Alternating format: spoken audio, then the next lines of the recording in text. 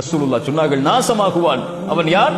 தாய் தந்தை வயதை அடைந்தும் அவர்கள் உயிரோடு இருந்தும் அதன் மூலமாக யார் சொர்க்கம் நுழையவில்லையோ அவன் நாசமாகுவான்.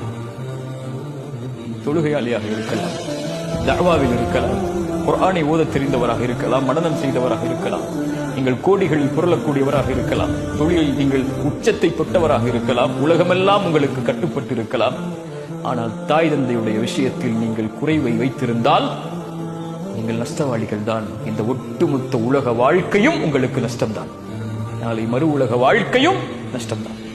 அல்லாஹ்விற்கு பிறகு கவனத்தில் எடுக்க வேண்டிய ஒரு உறவென்றால் உம்முக் உம்முக் உம்முக், உன் தாய், உன் தாய், உன் தாய். அதற்கு பிறகு யாரா சொல்லலாம்? உன் தந்தை. நிஷ்குரிலி வலிவாலிதைக், பெற்றோர்களிடத்தில் நல்ல முறையில் நடந்து கொள்ளுங்கள். என் சகோதர சகோதரியை எனக்கு நான் சொல்கிறேன்.